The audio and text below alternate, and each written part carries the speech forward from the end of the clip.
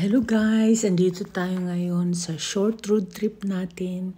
Papunta tayo ng Amsterdam and then Paris. So first, mag-stop over muna tayo dito sa Rouen, France para matulog ng isang gabi.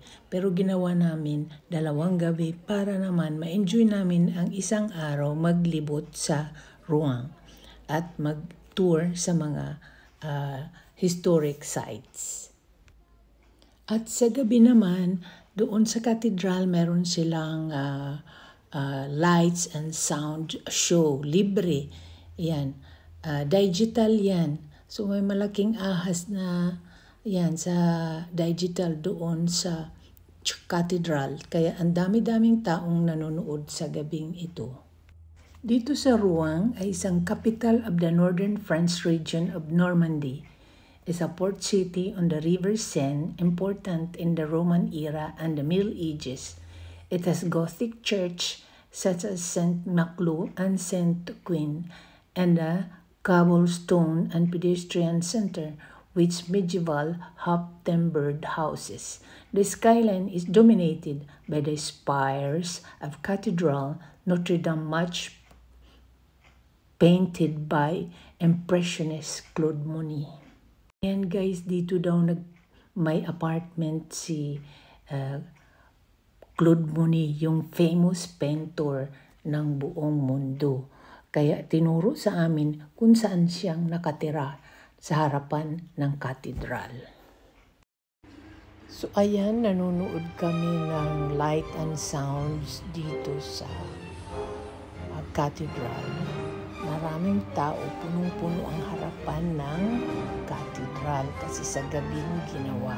Pero hindi namin alam meron pala niya. Na-surprise kami. So after dinner, nakita namin, dumaan na rin lang kami. So nag-enjoy kami sa sound at saka lights. So I hope nag-enjoy din kayo sa aking video.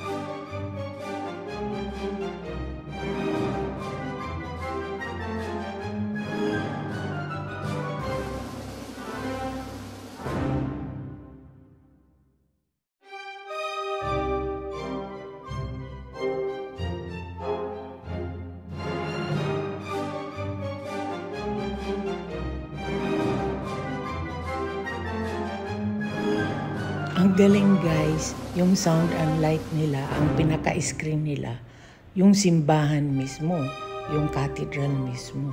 Kaya ang ganda tingnan, parang screen na ng sinihan. Pero sobra mas malaki pa kaysa sa screen.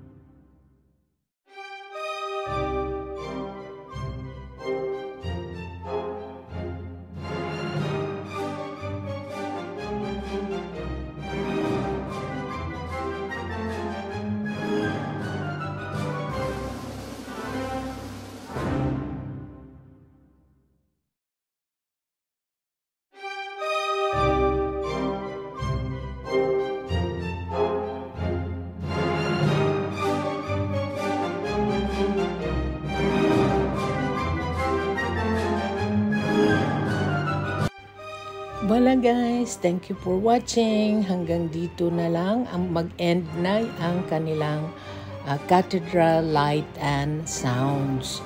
Nag-enjoy din kami, kaya I hope you enjoy also. And see you on my next travel vlog. Ciao, ciao!